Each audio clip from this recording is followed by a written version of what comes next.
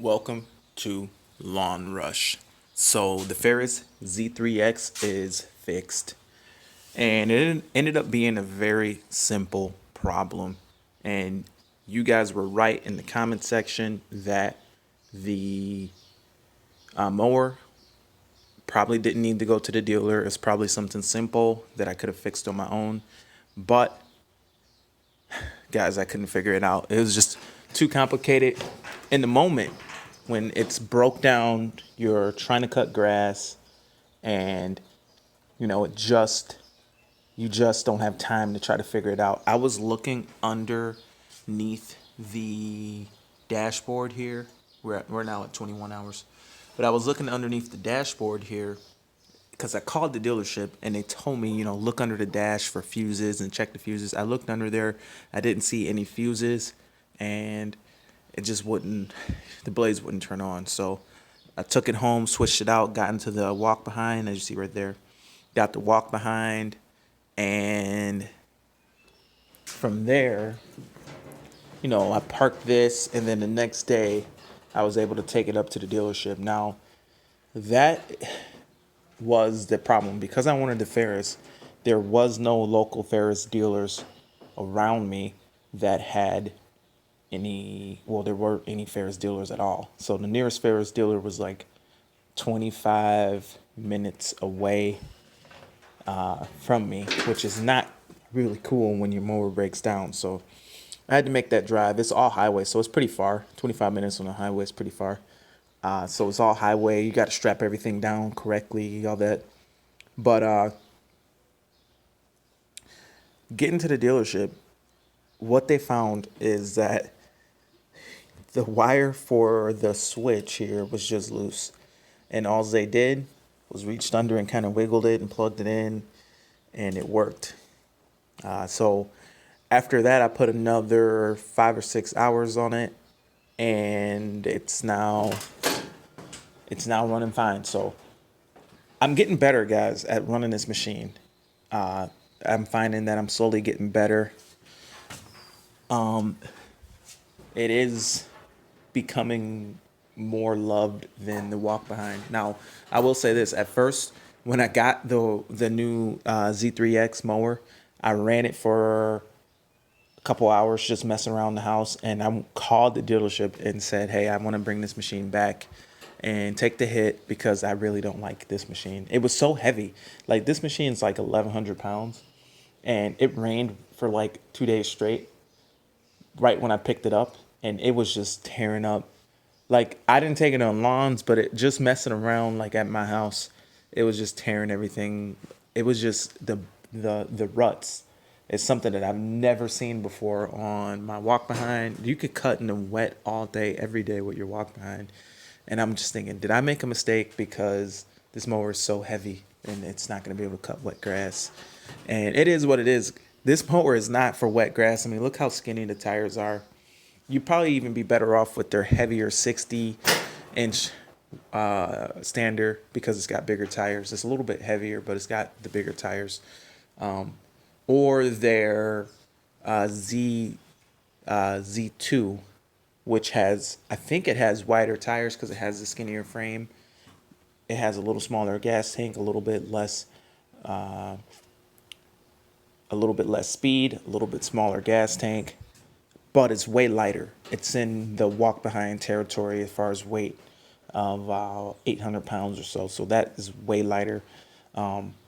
I don't know. I don't know if that would be better or not. But I am starting to fall in love with the machine now that I've finally got up to 20 hours. I really am starting to like it. I'm starting to become quicker with it, and I do think I'll eventually get to where I was with the walk behind. But the horsepower, having that much power is cool, but you really don't notice it too much unless you're like really getting the hydros going. Like, if you go full blast, like at 12 miles an hour, go full blast on the hydros, then you could feel the engine block down just for a second and then pick up to speed, where I would imagine having less power wouldn't be able to do that quite as good. The oil guard, guys, absolutely love having the oil guard, the idea of oil guard, because I'm getting the lube notification on the walk behind, and it really makes me realize like I run the mowers too hard for 2 quarts of oil that's in here in the walk behind. Like I'm going nonstop. Now I've got 1,000 hours on that engine and it's running good. I just always put full synthetic in it, but it's always going to need an oil change at the worst time. Whereas this, once a year or 500 hours, man, it's probably going to cost something. Probably going to cost a good amount for an oil change. It's probably going to be over $100. I would think for an oil change. I bet the filter is going to be expensive. It's going to need a lot of 15W50, but it comes factory filled with full synthetic. So I was kind of wondering, like, man, I'm not gonna get an opportunity to pick my oils because I like to pick oils. I like to go with like Mobil One. I'm getting into some AMS oil. I really like that kind of stuff, but I can still put an AMSOIL 15W50 in here, which is cool. And this is just gonna be a better situation just because of this oil guard. Not having to change your oil all the time. Once a season would be phenomenal. So love the oil guard. I wonder if I should actually just do that single oil change, or if I should like change the oil and then run it for maybe a week and change it again. I don't know, because it leaves oil. I hear that it leaves oil in the engine, but at the end of the day, it's probably not that big a deal to worry about the little bit of residual oil left in the engine, because it's not that big a deal. I guess it's gonna last probably thousands of hours with the full synthetic oil, with the 15W50. That's a really heavy oil, and it stays cooler. I was actually worried that it would actually stay too cool, because that's a lot of oil. That's a lot of surface area. I'm like, because you don't want your oil to be cold, but no, this oil gets pretty warm. This whole oil guard gets pretty hot. Now, when it gets cold outside, I don't know. That's going to be interesting. It is a heavy oil, but it's a full synthetic. I think that, like I say, I want to go with the top tier full synthetic AMSOIL, the best stuff you can get, 15W50, just because it's so thick of an oil. I want it to flow good in cold weather, because I'm going to be doing leaves and things like that, and I'll cut right into the frost of the winter. So anyway, guys, so what I want to do with the mower is I want to do a couple things. I want to get an accelerator catcher, and I want to get a grass flap. I think the catcher is most important, just because there's situations where I just need to bag. But